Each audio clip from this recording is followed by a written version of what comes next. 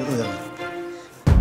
Selain diolah menjadi keripik, talas beneng ini juga bisa diolah menjadi stik talas beneng.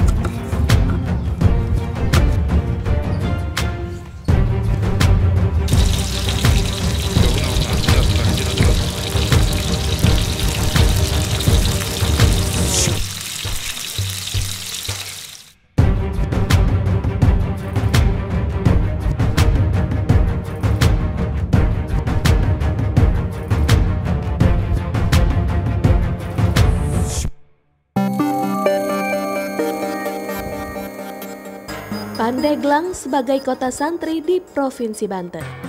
Kota yang berada di ujung barat Pulau Jawa ini ternyata mempunyai potensi besar sebagai penghasil umbi talas yang mempunyai ciri khas yang unik.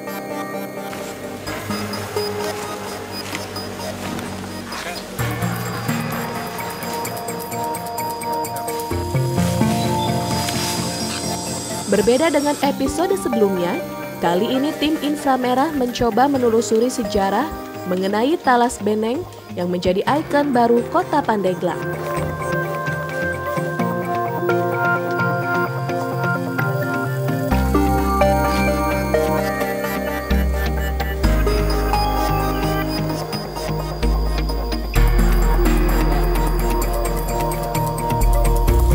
Tepatnya di Kelurahan Juhut, Kecamatan Karangtanjung, yang lokasinya di lereng Gunung Karang, terdapat tanaman talas yang dikenal dengan nama talas beneng alias besar dan koneng.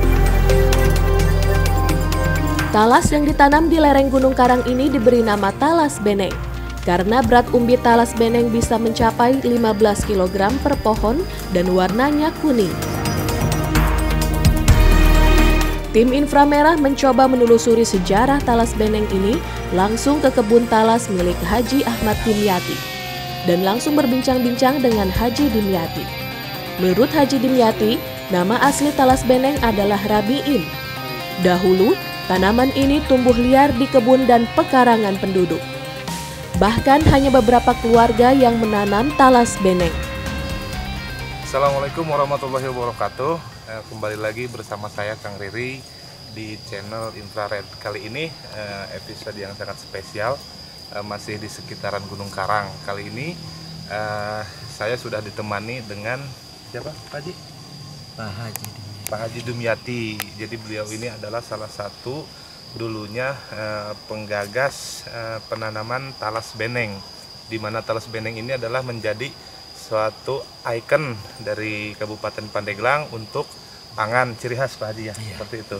Nah, jadi di episode kali ini saya bersama Pak Haji akan ngobrol-ngobrol santai bagaimana asal muasal atau sejarah talas beneng ini menurut informasi dari masyarakat. Jadi talas beneng ini sudah membuming, Pak Haji ya, sudah dikenal di kalangan luar Pandeglang. Dan untuk lebih jelasnya, mari kita tanya-tanya, ngobrol santai sama Pak Haji. Pertama, tentang masalah talas beneng, ya mungkin dari tahun 70-an udah ada.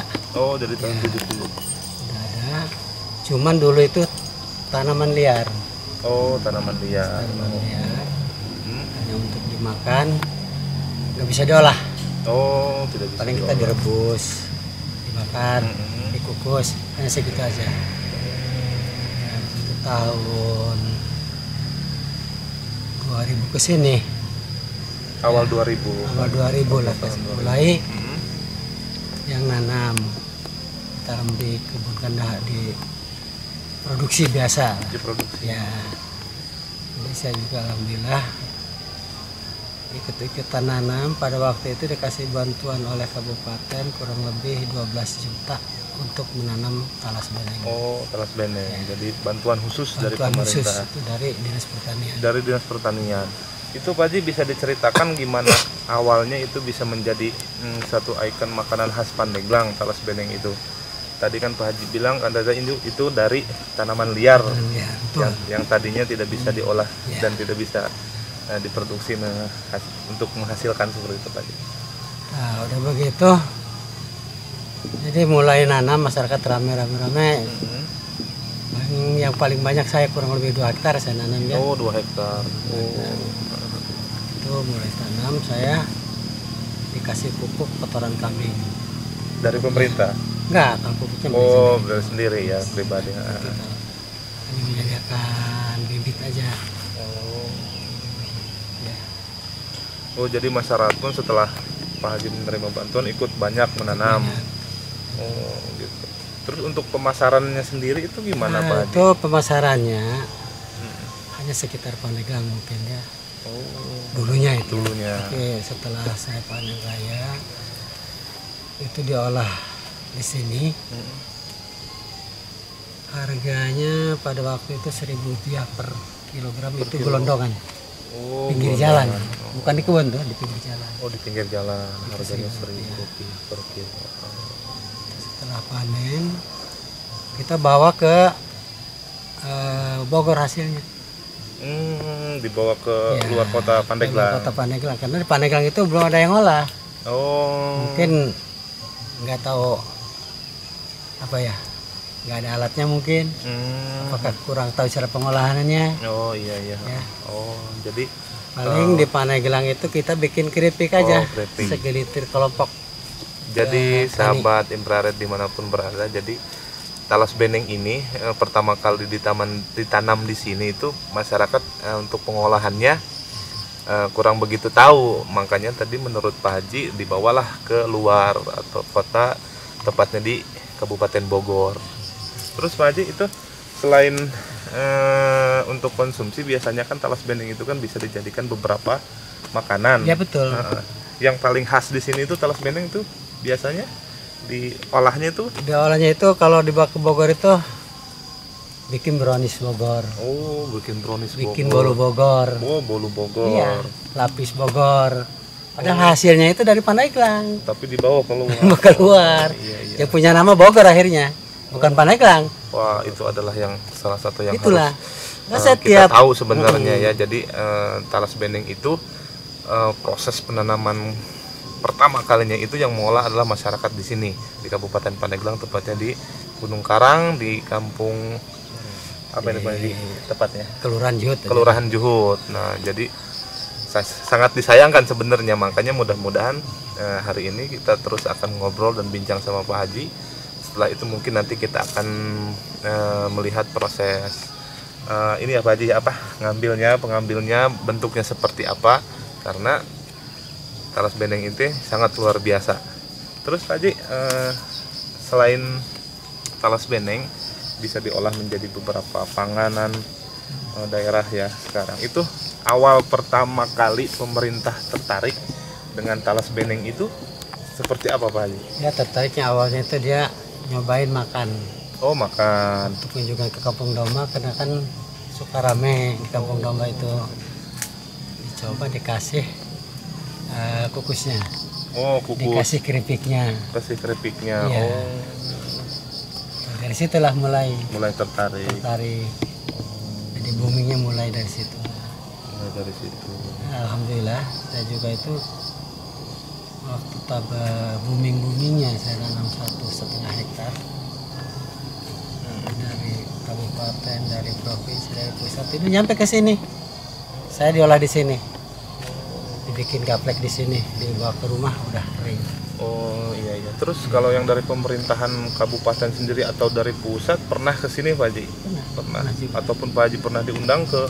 Saya alhamdulillah menjelang pensiun saya ngalamin duduk di istana. Oh, di istana Presiden. Oh, iya. Dari talas beneng itu, dari pangan. Oh, dari talas beneng ini pemirsa, Pak Haji mendapatkan kesempatan diundang ke istana Presiden oleh Presiden Jokowi. Mantap pokoknya. Itu tahun berapa Pak Haji? Tahun awal 2015. Awal menjelang 2015 menjelang pensiun Pak Haji. Iya. Terus apa yang diceritakan Pak Haji sama Pak Presiden? Ya, malah orang-orang pertanian pusat itu dia pesan ini ya, apa, keripiknya. Oh, pesen keripiknya. Keripiknya saya bawa 20 kilo ke sana.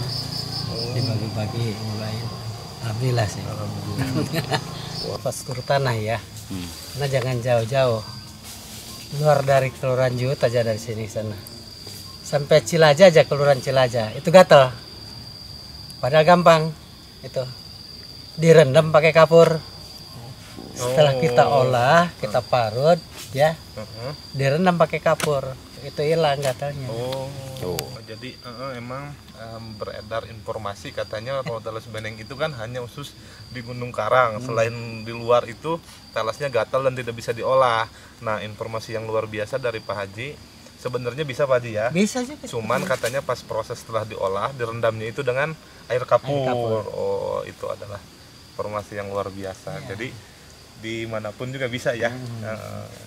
Kalau di sini juga tetap, kalau bukan tanaman ya, gatal tetap. Oh. Kalau yang liar tuh seperti di sini kegoler itu ya, jadi tumbuh sendiri Tumbuh sendiri. sampai besar, itu gatal itu kalau dimakan. Oh, jadi yang tumbuh liar secara sendiri itu gatal. Gatal.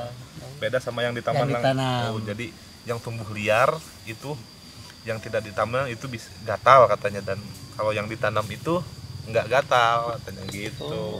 Padahal sama talas. Sama talasnya. Itu. Kalau yang liar nggak enak. Wah, luar biasa pemirsa.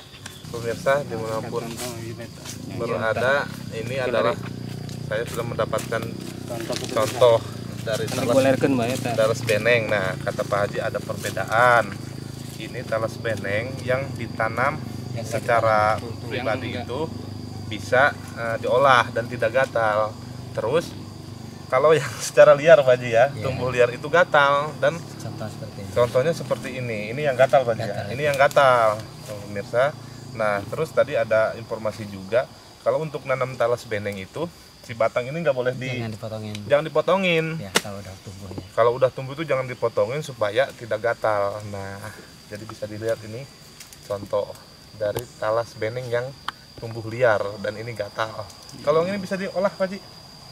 Kalau tumbuh liar begini? Itu nggak bisa. Nggak Bisa aja ya? kalau dia kasih kapur bisa. Oh, aja. bisa dikasih kapur, cuman nggak 100% kayak yang ditanam Iya. secara ini ya, secara sendiri. Oh iya. Ini contohnya, pemirsa, talas beneng yang tumbuh liar dan gatal. Oke. Kalau bibit saya ngambil dari sini aja. Oh, Dari udah ada gitu ya. Jadi yang talas-talas liar itu diambil. Kalau udah ditanam nggak gatal walaupun talas liar. Oh, jadi iya. Pak Haji ngambil bibit yang sudah ada, ya yang bisa dikatakan yang liar lah, tapi ketika udah diambil dan diolah ditanam secara ini Pak Haji ya, itu bisa diolah. Oh, iya. Harapan saya, khusus saya ke pemerintah kabupaten atau provinsi, mungkin kalau harganya ada peningkatan, bisa semua nanam lagi. Nah, itu aja. Minta peningkatan harganya aja. Oh iya, Yang bekas yang tadinya 1.000 gampang nyampe 3.000 2.000 lah. 2.000 ya minimal ada kenaikan. Iya. Ya. Oh, jadi harapan terbesar itu Pak Haji ya. Terbesar itu karena prosesnya kan lama. Oh iya. Iya. Cara pengolahannya tuh lumayan. Waktu juga durasi juga. Iya, jadi pemirsa dimanapun berada, setelah kita bincang-bincang banyak tadi mengenai talas beneng di sini sama langsung narasumber Pak Haji Dimyati, ngobrol banyak menceritakan tentang bagaimana proses pengolahan talas beneng dari mulai tangkainya sampai daunnya yang bisa digunakan sebagai pakan ikan.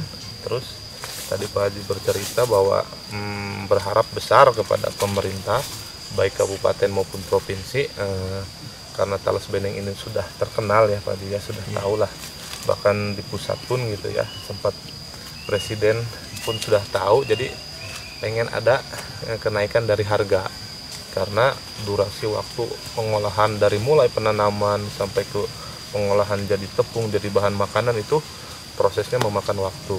Nah, jadi dimanapun siapapun yang nonton video ini baik dari Pandeglang maupun luar Pandeglang, itu adalah harapan terbesar dari Pak Dimyati dan masyarakat di sini, karena kalau misalkan ada penaikan dari harga, mungkin masyarakat di sini juga termasuk Pak Dimyati bisa membudidayakan kembali talas beneng seperti itu.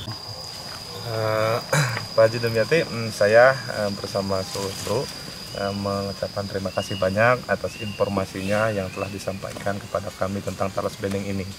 Sebelumnya terima kasih Pak Haji. Oke, pemirsa dimanapun Anda berada, kita ikuti terus Bandung Luseran bersama saya dan terima kasih. Talas beneng sudah dari dulu dikonsumsi penduduk setempat. Namun, hanya untuk konsumsi sendiri dengan cara dikukus atau dibakar. Tidak dipasarkan seperti sekarang ini, bisa dibuat tepung atau keripik. Tim Infra Merah mencoba menggali lebih dalam lagi informasi mengenai sejarah talas beneng. Di gubuk yang terdapat di kebun Haji Dimyati, tim Infra Merah mencoba langsung memasak umbi talas beneng dengan cara direbus dan dibakar. Talas beneng mulai banyak dibudidayakan penduduk pada tahun 2008. Perkembangan talas beneng telah memberikan nilai tambah bagi perekonomian masyarakat Desa Juhut. Bahkan juga menjadi kebanggaan pemerintah daerah. Talas beneng bisa menjadi ikon baru bagi Kabupaten Pandeglang.